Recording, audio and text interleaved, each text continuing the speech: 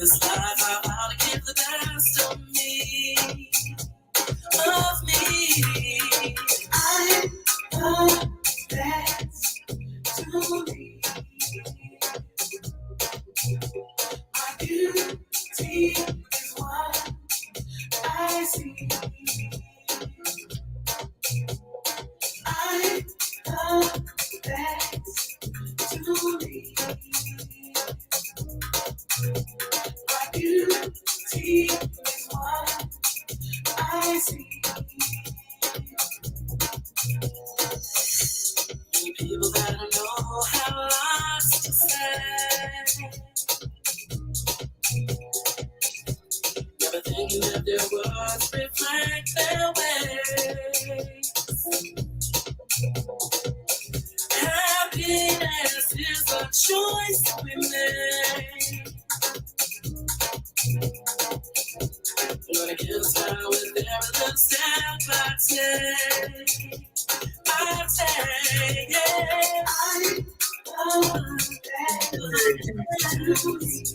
I'm the best of me. My beauty is what I see. I can see it. I can see it. I'm the best to me. I'm the best to me. My beauty is what I see. Can you see it? Help me sing it. Oh, my best. I'm the best to me.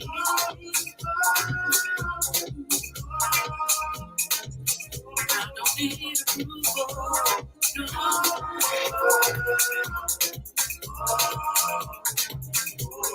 I'm the best to me.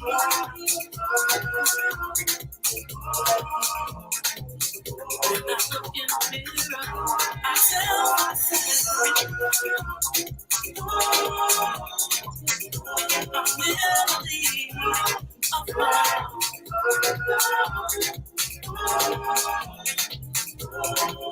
And I'm gonna keep going strong.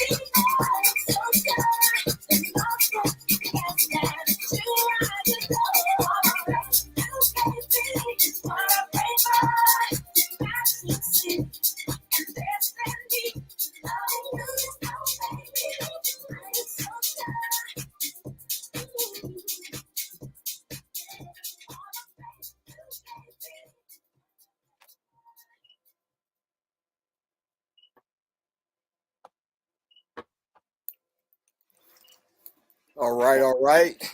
God, I had to get in I had to get in just a little bit of sunshine on a rainy day here in Chicago before getting into a great conversation with our special guest tonight. We brought him all the way in from South Dakota. Yeah, that's it. South Dakota, right? I'm in Andre? Sioux Falls, South. André Halmon is with us tonight, and he's about to drop some incredible house history about the business of house music. It's your main man Mega here for another episode of the Vintage House Show on WNUR and wherever you tune in to your favorite podcast. Andre Halmon, how are you tonight and welcome? Oh my God, I'm great, Kevin. I really appreciate you inviting me down. I'm in another industry right now, but I am well and alive and listening to house music So all the I'm time. having a hard time hearing you, which I imagine those in the uh, airways, the broadcast airways, are having a hard time hearing you at the moment. So I'm gonna change connections and make sure that. Hey, Lori Branch. Hey, Chip Davis. I love that song too. Terry Dexter. They can hear you on. Laura can hear me. Yeah, they can hear you over the stream, but not over the air. So we're gonna keep going with the conversation. But how are you doing in South Dakota, and what's the weather like? Well, the weather right now, it's not winter yet, but we are going to have snow this weekend, a little light snow. So right now in the 40s and 50s, but that's kind of normal for this time of season in this part of the country. Keep in mind, I lived in Chicago for 48 years of my life, and then my corporation moved me to San Francisco for 8 years, and then they had another project here in Sioux Falls, South Dakota that I accepted. So, it says that it'll bring me closer back home to Chicago. So why not Sioux Falls, South Dakota? So right now, I've settled here pretty well. I want to give a shout out to all the house music heads globally. I love what you're doing. I keep up. I go to Tracks Music. Love is the message, and house music is still a feeling. I just want all of you to know that. Okay. Well, I'm sure Chicagoans, all me included, appreciate that message. I'm going to go ahead and get you plugged into another board here, but I want you to go ahead and tell our audience, those tuned in, about your humble beginnings. Where were you born? Where did you get started? Are you a native Chicagoan? Talk about how that all started, and of course, your journey between Chicago, San Francisco, South Dakota. I'll be Absolutely. right back. All right. Perfect. Perfect. Everybody, I'm born and raised in Chicago. I grew up on the South Side in a neighborhood called West Englewood. Um, Probably around 1966, 67. I was probably not your normal 3 or 4 year old. I was fascinated by records on a turntable at that time. At that time, the spindle was tall, and I remember my father putting on what was it?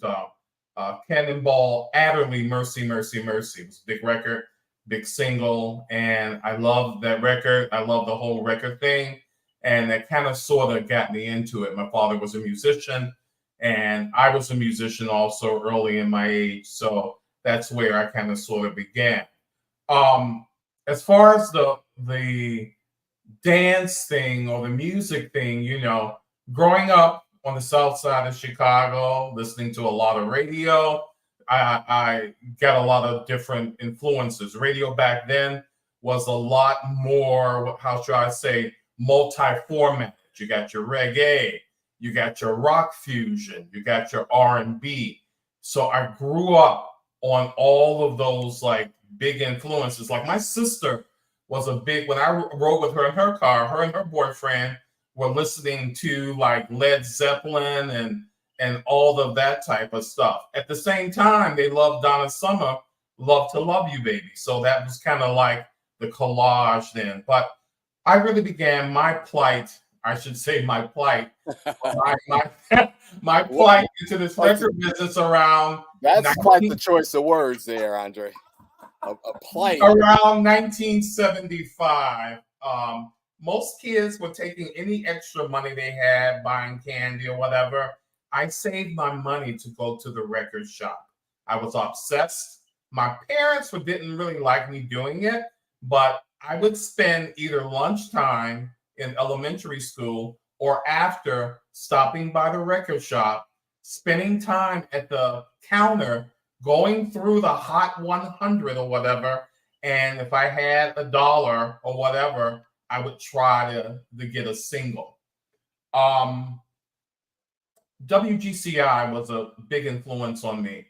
They were called Studio 107.5 at the time. They had no on-air personalities. It was all music, and they promoted playing the extended versions of your favorite records. Of course, Fly Robin Fly, when that bass line came on that record, and then I heard these girls from Germany kind of having this very beautiful melodic sound, and then you have the strings, so you got your funky, you got your strings, all of that going. That turned me out, and that was one of the Love it. that was one, that bass line when it came on was mean, and then when the strings came in and they were saying up to the sky, that took me sky high, and that really got me going in this whole thing, in that thing.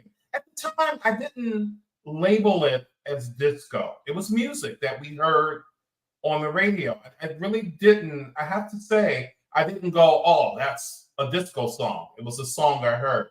But, as the years went past, we got to about 1976. We knew it was disco. It did have a name.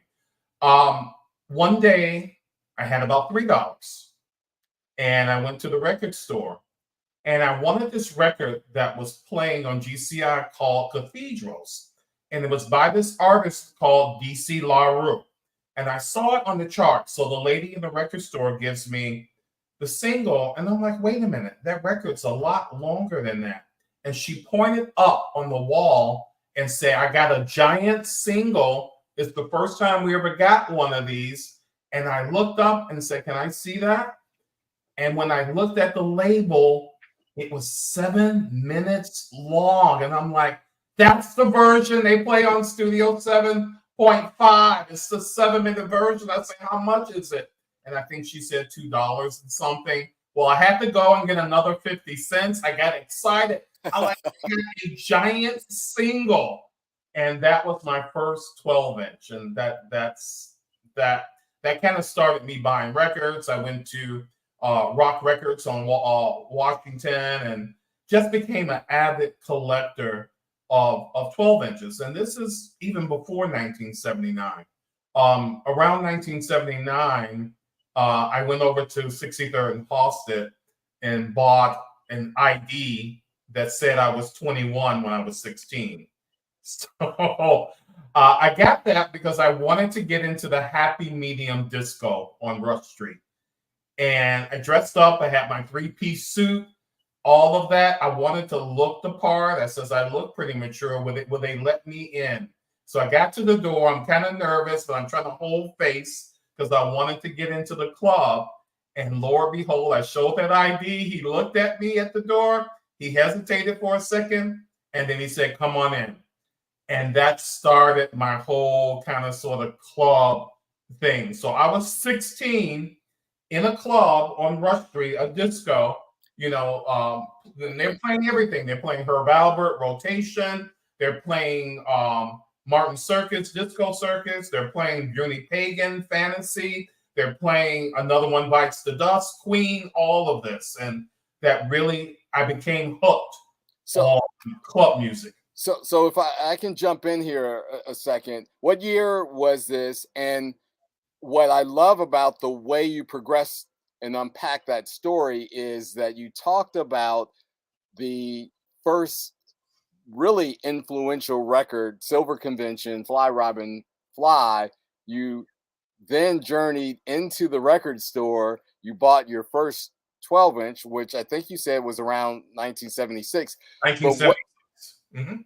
and so what was also important was that you then connected the journey to a nightclub experience. The nightlife and disco were well, yeah, they're synonymous to an extent.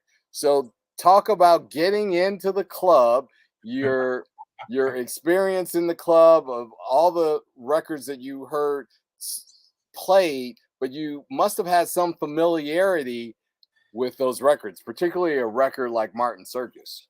I was already musically astute. You're absolutely correct. I met the DJ. I went up to him.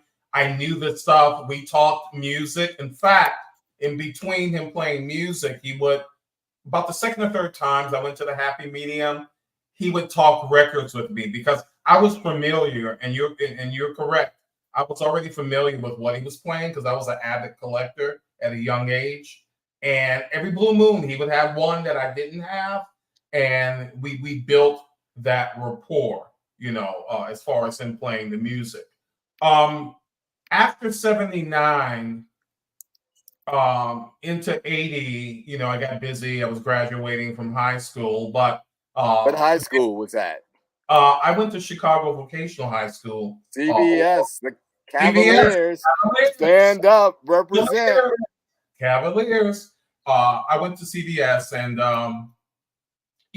dance music was big in high school during that time. We were into Kano, It's a War. Everybody was into Martin Circus. Tony Hatchett was down on 95th and Jeffrey at the Tree of Life. He had those parties going.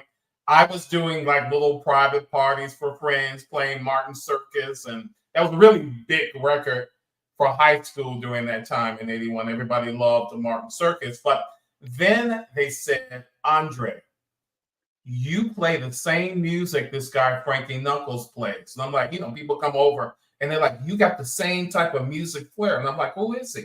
They're like, Andre, you belong at the warehouse. That's your fit of the type of stuff that we hear you play. So you And started out in the South Side clubs, though, but and you got some of these vibes and grooves at some of the South Side and some of the North Side clubs, like those on Rush Street. I think I heard you say. Is that accurate? well, no, I really had my own little setup in my parents' basement, and I had Okay. people over, and that was the community. That was like the little community at my time of having the music. But all of my stuff comes from the North Side, being on Rush Street and being in the disco and that type of thing. Okay. But later on, like I said, they said, "Hey, there's this place like the Warehouse. You'll really love it." And I went there for the first time, and this is so embarrassing. I wore a suit jacket and some dress shoes, uh, and it was early. Got there about 11:58, and Christopher Cross Sailing, Erasmo Rivera. I didn't know him at the time, but I know him from being in the industry. He was playing Christopher Cross Sailing, and then Frankie, I guess, was getting warmed up. And then right after that came Count Cool Out, the instrumental version of that on Fantasy Records. And I knew these records already too, and they went through a set of Countdown by Lee Ritenour and went into I remember this vividly because it was my first time on that dance floor. It went into Patty Austin, Bet You Wouldn't Hurt Me, and then it transcended into Frankie Knuckles and that whole thing that kind of takes you on a journey. So that was my first experience being there at the Warehouse I Club. love it. I love it. So that's the beginning of how I was already deep into music lover, went to the discos and on Rush Street, became a Warehouse regular. And then in 1983, I got the job I really wanted. and that was at Rose Records on Rush Street. I was at Rose Records for about 5 years between 83 and 88. And when I first got there, it was not a hub for dance music. It was a general, it was a good store. Yeah. It was a good record store, but it Yeah. wasn't known as a dance hub. Popular and rock records. Yep. Rock music, rather. Yeah. Yeah. I worked there with Robert Ford, who had a liking, the late Robert Ford, great guy, who had a love for dance music. And over time, he said, Andre, you have more of a passion than I do for this. I'm going to tell the manager, let you be the record buyer for the dance music, and I'll just kind of do my other thing. And I took it over. I started ordering all types of imports. I started making sure we were stacked on dance music. We got the crowd coming through Rose Records at the time. And after about a year, I was able to take over. When people walk into the store, the first wall was nothing but 12 inches. And then the bin was a lot of different imports. So amazing. Couple of highlights. I want to kind of move on, but I want to tell you a couple of highlights at Rose Records. Please. One was the import of Smooth Operator. My manager got crazy. I bought 15 of them because they weren't cheap. And she says, are you going to sell all of these? I'm like, this lady from the UK is hot. I said, one day she's going to come out in America. But the customers who came in, I had that Smooth Operator on that turntable playing in the store. And they said, what is that? That's really good. And everybody, I said, and I point over to the wall. And they picked it up. And lo and behold, a year later, Cynthia from Epic Records, she was the local rep. I don't know if you know her or not, but she came and she was like, Andre, I think we're going to sign this. This artist is going to be released in the US. And one thing led to the other. But when Sade came to the States and came to Chicago, she came to Rose Records and she came into the store. They took me down to Dingbats, which was a club. I don't know if you remember that on Rush Street. And me, Sade, and Stuart Matthewman, her saxophone player, sat having drinks. I took a picture with her, picture that was stolen by one of my house friends. But anyway, we won't go into that story. But it was. You got the receipts up here. It was a once in a lifetime story. So awesome. That's awesome. So we built a great thing at Rose Records. I mean, we had people like Oprah Winfrey. Frankie Knuckles lived around the corner. He'd come to the store to visit me, visit Robert. Wayne Williams with his Trax Records would always come in to the store saying, hey, and I says, hey, I'll get the Trax Records from distributor, but Wayne Williams was a regular. And then a little bit later, two gentlemen came into the store. Oh, by the way, Xavier Gold lived around the corner. I think everybody knows Xavier Gold from you. You used to hold me. She lived around the corner on Dearborn too, so she was a regular. But then two gentlemen from Detroit came in. One was the name of Derek May, and the other one was Kevin Saunderson. And they said, hey, man, we heard about you through our friend Shay Damier. Well, his name wasn't. I know him as Anthony. Anthony's probably going to kill me. But I know he goes. You know him, right? Of course. Of course, yes. But I remember Shay. I'm like, where'd you get that name from? But anyway, great stage name for Anthony. And we hooked it all. We hooked up. Kevin needed help with this big fund. So he said, Andre, I got these test pressings. We're trying to, I'm trying to release this big fund record. I said, I got a group called Inner City that I'm going to do. He says, can you take this around to the DJs and see what they think? So the first thing I did was, I said, let me go over. Frankie was temporarily over at Medusa's, and I ran around to Medusa's on Belmont, and I said, here's a test pressing. And I remember him taking it to the side and listening to it, came right on. And I said, I knew it. That's a hit record. That Big Fun by Inner City is going to be a big record. Later on, I worked probably more closely with Derek May. And and I spent some time in Detroit because I went back up. They had their Music Institute thing going on. I was with Shea Damier then because he was a regular there. He had made a kind of a presence in Detroit. And Derek said, Andre, I want to see what you think of this. It was Strings of Life, except he didn't call it that at the time. It was raw. It was on a cassette. And I remember him saying, let me give you a couple of these and won't you give them out to someone? And at the time, Frankie was playing at a new place called The Gallery, right off Lake Street, like in the West Loop. It was a new setup. I took him the cassette. Now, I did not think that record, I don't think I was 15 minutes out the booth. I saw him go cue it up, but I figured he just listened to it, probably not play it, whatever. That record came on 15 minutes after I left the booth, and the crowd went crazy. So some of the stories that were built from when I was at Rose Records at the time, and people I've worked with in the business. And that doesn't even get to Steve Hurley yet. Steve Hurley is coming because I'm already a huge, I don't know. I'm just crazy about Steve Silk Hurley and his work from Jack Your Body all the way through. I had no idea, being a fan, that one day I would work for this man for 6 years. I had no idea, but it was coming. So the story after Rose Records is I was there 5 years, and then there's this New York businessman who came in. He was from the record business in New York, and his name was Bert Goldstein. And he tried to sell me, I was at the front by my section, working the dance music, putting all the records up. And he tried to sell me a record. He says, I'm a new distributor in the area from New York. And I told him, and I don't know, maybe I was a little cocky at the time. I told him he didn't know what he was doing. So you felt confident enough to tell him that because you 5 years in, and a lot of people have been in and out of Rose Records.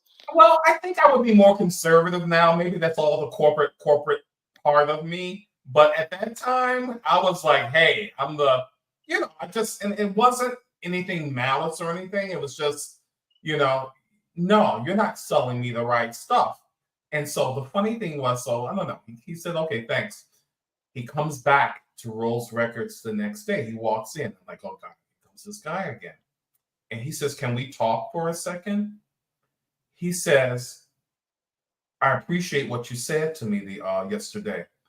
Would you be interested in a job? He says, I'll be handling Tommy Boy, Profile, a lot of indie labels out of New York.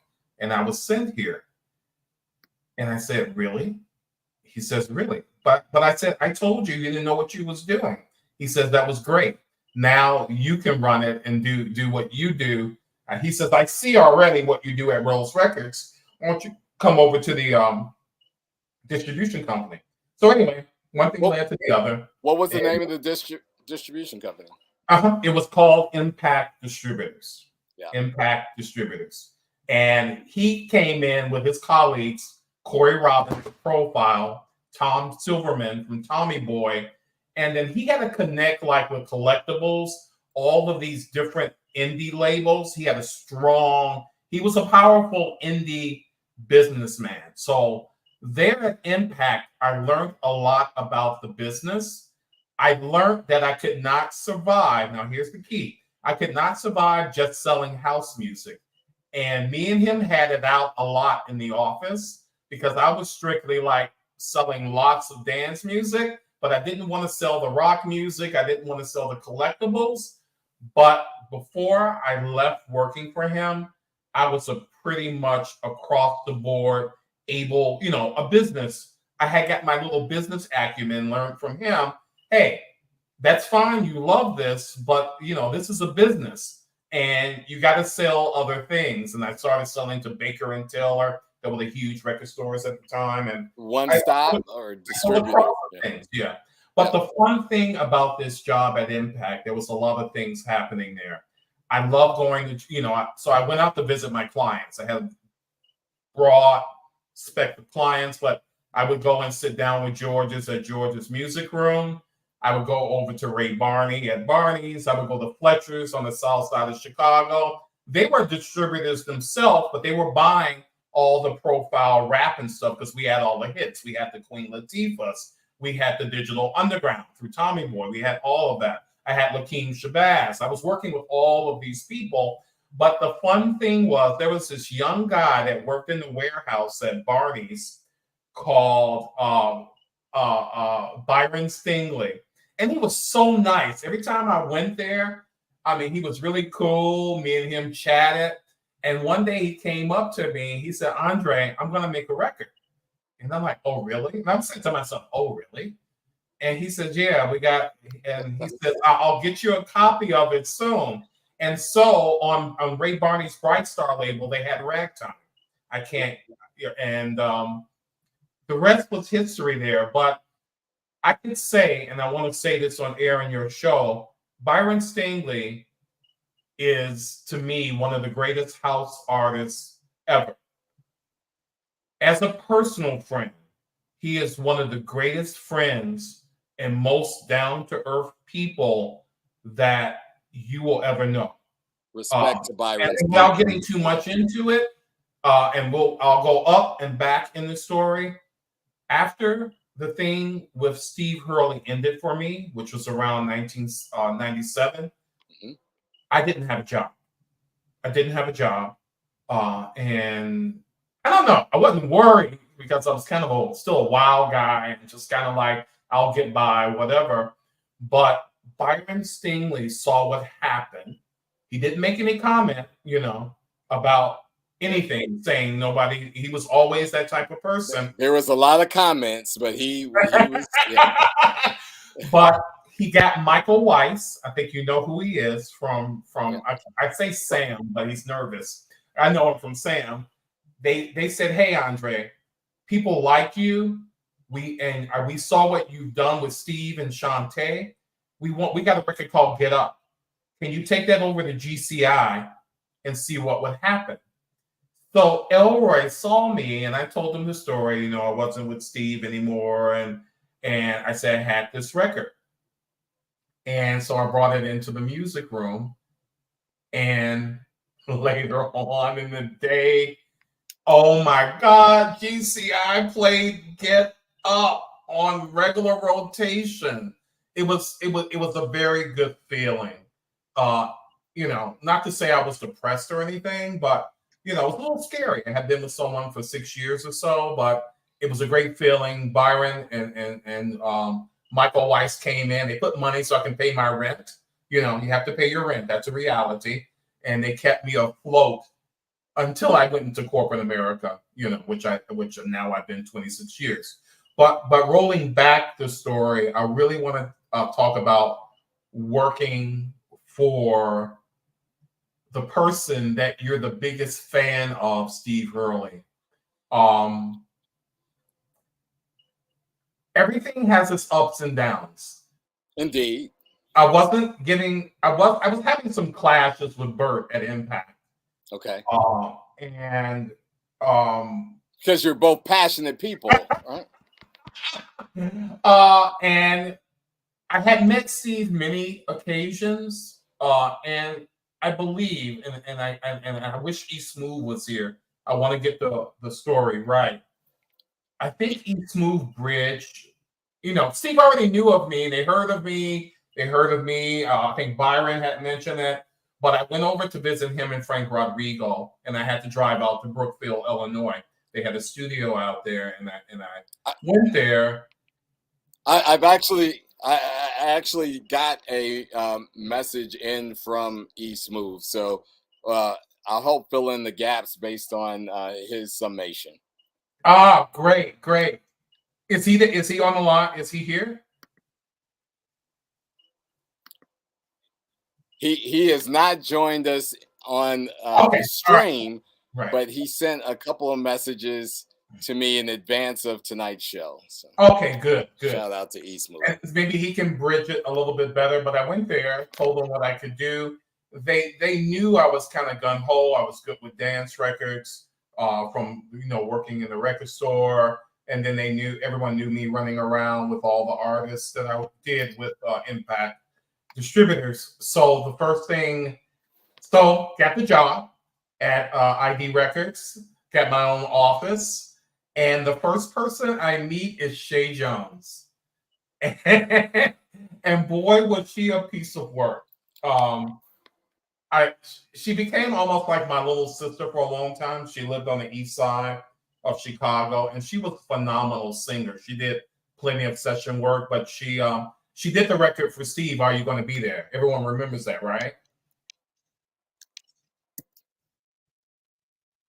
Well, I think he was, but anyway, got the job there.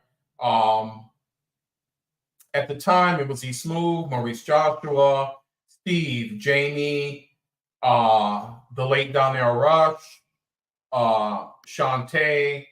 We were all kind of the nucleus at ID Records, and things were really things were looking up.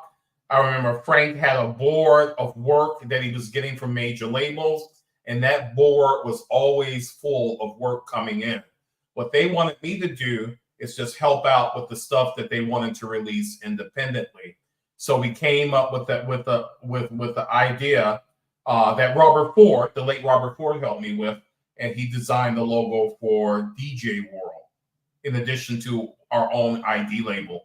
DJ World was set out, and its mission was more kind of like, Andre, do your thing. You like the underground thing.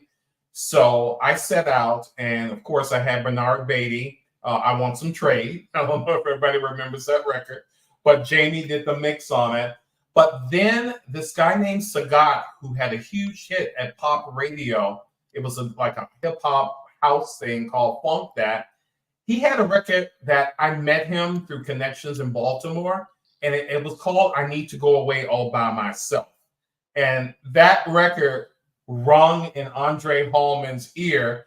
And then I played it for Steve, and Steve was, he came into the office and he was humping. He says, I like that. I like that. Frank even said, we can do something with this. I kind of like it too. And I'm like, boy, they like this. This is real core Baltimore underground.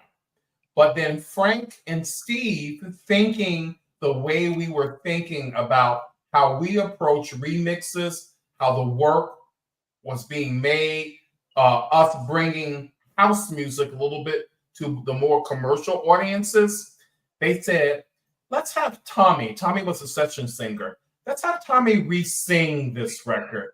He could do a great job. And that kind of evolved as well. We kept the original that was done by Chico. His name was Jump Chico Slam. We kept his original, but then we recorded a new version with Tommy doing the vocals. And I remember we got Ralphie Rosario to do a mix, and it turned out to be a pretty good underground record. I know Steve called me up a year ago or so and told me he was going to reissue that, because he said, Andre, when you were with us, you were way ahead of your time. Ahead of your time, man. He said, Steve Hurley said that a year ago. He said, Andre, I just want to let you know, we're going to put that back out. This is really good stuff, really good stuff. So we did that. We did a record with Shannon. Shannon came in. Shannon let the music play. We released a record with her on DJ World. My whole philosophy there was just putting out good dance music. As far as DJ World was concerned, it was more records geared to DJ. We used the network of core dance music stores. They're a lifeline, and they're still a lifeline, even though they're online now in this day and age. But the core record stores and getting it out to the DJs there wasn't, you talked about this early, there wasn't all of the electronic media or ways to do that. It wasn't around there in 93 yet. Still, it was distribution was still physical. Yes. Shipping, pressing. Yep. And just me getting on the phone saying, hey, you like that record? Did you get my record? And of course, me, it became a business because I had to sell records. Like, hey, you're going to play it, right? No. So, Indeed. I learned a lot more about the business. One thing that I was happy with working with Steve, I got to do got to work with the type of music I liked, but I also learned that there's a business in everything. That was I'm not going to lie, Kevin. That was a little rough for me because you get it. You heard my background. It's more organic. Love his music. He's all into it. But then comes the business, and But that sometimes. let's talk about. I mean, CBS. Did that prepare you for the business? How did you learn it? Besides doing, was it the School of Hard Knocks, or was it in fact that you had some formal training or mentorship? No, it was the School of Hard Knocks. It was just me with all of my experience in the record business, seeing what other people do. I did watch and see how things work, and I said I could do that, and I did it. But it was from the school of definitely from the School of Hard Knocks. Well, some other students in that popular school, university, if you will, were certainly observant of the work and the impact that you were having, and from East Move, his commentary suggested that a gentleman by the name of Tony Calloway was the one who bridged the gap and introduced you to ID Records and the Tanglewood Studios. And E did a lot of advocacy once Tony made that introduction, but it was based on Tony's observation, uh, according to his recollection. And again, everyone is up there now. We thankfully, and I went to grade school with East Smooth, so and I was a few years ahead of him. But his recollection is pretty damn good as well. And I tried to call him, by the way. I tried to call okay, him after I got off with you earlier to say, yes, yes, how did this? I don't remember exactly just all the integral parts. I know I came out. I know that I already knew Steve from just being in the business, and I know I was a huge absolutely. fan of his, and I was just head over heels if I would have had an opportunity to work for him. Yeah. So, Brett Wilcox was another one from Gherkin Records that was in that mix, and they really spoke highly of how you fit into the culture that they were building out there. and that was it. Yep. I think that really sums it up. That really sums it up good. So, um, like I said, things were great. We were the kings of the house remix, the kings where all the labels came in. We did the Michael Jacksons. That was kind of like the peak thing of when, and then of course, Remember the time. remember the time. And me, I'm in Candyland. I'm working for the person that Awesome. I'm the biggest fan of. I'm sitting in an office running the day-to-day operations and then running a small dance label, and I'm hearing the stuff being created in the studio.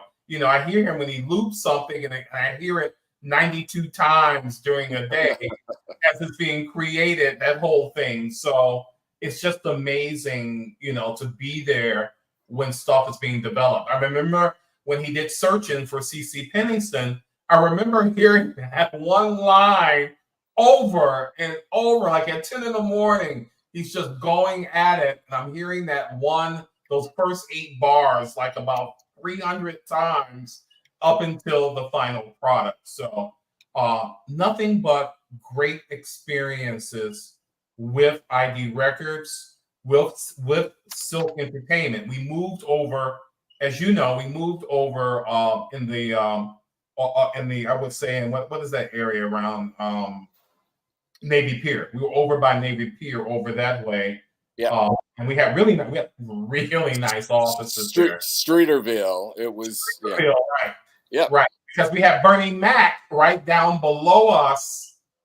That's where In the club. Yeah. Yep. Not Dingbats, but it was a club downstairs. You had to go down the stairs into the building. Right. But a great time. Then I was tasked with spending a lot of time with Shantae Savage, developed a very beautiful relationship with her. We were like brother and sister. We were on the road a lot. We were going to the Soul Train Music Awards. We were going to Soul Train tapings. We went to Colorado to do a show. They talk about Colorado being hip right now because of their new coach. We were doing Colorado and not even doing the early Shantae Savage and getting bookings. And I remember flying in that small damn plane to get into that school. And I'm Yeah, like, the puddle jumpers they call 'em. but me and Shantae spent a lot of times 5 a.m. in the morning. Remember just having to dash to the airport, and that was a beautiful time. I, So I gotta interject in this story here because this is where it's personal for me, and I feel it was the breakthrough that I had with you, Andre, in pitching PR or publicist services to the ID camp. You were tough, man. I it took several uh, oh my god. several sales pitches before you were convinced, and I would give credit to Eric and Jerry McAllister as well, who helped advocate for me. But you gave me the opportunity to write Shantae's first bio. She had never had a bio developed as an artist Oh my god, you're right. until I wrote it. And I saw Shantae. Well, I see her, of course, here and there in the city. But we did a event with the city of Chicago on the business and culture of house music, and we had Shantae as a panelist. And I reminded her of that, and she was like, oh my gosh, yes, she made the connection because it had been decades. But in any case, I wanted to share that.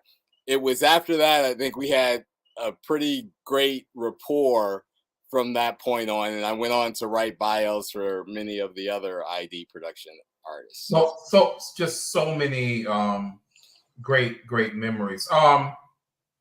I know I mentioned Byron Stingley. I want to get a couple of people in here.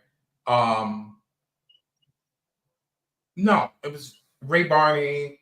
George was great. George was like a father. In fact, George, he didn't buy a lot from me, but I would get a lesson about the industry. You had mentioned, Kevin, about people or mentors. Yes. And now that I'm stepping back to think about this, George told me some things that I did not want to hear, that I refused to believe could ever happen. But it was lessons he was trying to show me about the business and things. Did some of those things turn out to be true? Of course they did. But now going back thinking about it, we didn't talk. Of course he'll buy if he needed something that I had. If he needed some Naughty by Natures or something, he would get maybe 10 or 15 of those from me. But it was more a lesson about the business, about staying clear, about staying away from drugs. All of that type of thing came from George Daniels. So when you asked me, was there a mentor? I didn't think of one at the time. But as far as a mentor, I would say it would be George Daniels and our conversations when I went to visit him. Shout out to George Daniels, certainly a friend of the show as well. And in our last few minutes, Andre, clearly we have to have you back. We're going to fill in some of those gaps. Impact, Tanglewood Studios, which preceded the ID Records camp. But your historic view is deeply rooted in what we see today as, a resurgence, a next level expression and experience of house music. What do you take away from the current state of dance, house, electronic music? And really, we've got to come back to talk about the live performance aspect of where things are today. But I was very much involved in during my time, and that's what made us special. We could take it and we can make it live too, which is not what a lot of house acts do. The state of music today. So I'm at Track Source, and I go to Track Source. I'm picky. I'm very picky. I'm still picky, but I like the fact that artists can use platforms like Track Source, There's Bandcamp or Bandwagon. Bandcamp, yep. Bandcamp, all of those platforms I go to. I didn't like the track source I knew because I'm from I knew that was the digital online thing. Bandcamp, I just ran into just doing searches for different music and things. But I like the platform that the artists have, that the digital platform that they have now. They don't have to wait. They don't have to call. They don't have to give their record to Andre necessarily so he can run it around. They can do it all on the web right now. So I am very happy. I know there's a lot of music out there because there's like over 200 titles, the top 200. But I'm happy that everybody gets a chance to get their music heard and get it out there. And I go through, when I go to Track Source, I go through everything. I made like songs that are at number 88, and I might like the one at 16, and I may not even like the top 10. So I'm glad that all are, and that's more records that you can fit in the record bin or figure out right online. So the digital platform, to me, benefits the industry and benefits the people making the music because they can get it out there, and us house heads can get everything that we need and that we want. So I'm going to end it right there. We, the consumer, definitely are able to consume at our fingertips. Ladies and gentlemen, Vintage House Show family, we've been honored and blessed tonight with André Halmon, and he's a iconic figure. I hope you were able to take away just a nugget of the level of impact this gentleman has had. We got to get you in studio next time here in the WNUR studios on the campus of Northwestern. Yep. Absolutely. And we thank you. Where can people engage with you after the show online? You're on Facebook. I'm on Facebook. If you're pinging me on Facebook, I do a lot of posting of music and things. You can catch me there. But who knows, after being on your show now, it seems like I need to set something up and maybe kind of get semi-active back into this business too. I mean, you're getting me going here. So all right. Come on back. Ladies and gentlemen, we're here every Wednesday night, 10 p.m. Central, WNUR, Vintage House Show. Next up, we're going to continue Street Beat. And again, make sure you tune in to us on next Wednesday for another episode. And of course, we drop podcast episodes every Thursday. So tomorrow at noon Central, check out the Vintage House Show podcast for a exciting new episode of the Vintage House Show podcast. Thank you, André Halmon. Thank you, Kevin. Everybody, love is still the message. Remember that. Love is the message. We will end on that note. Love is the message. André Halmon, peace. Peace. All right.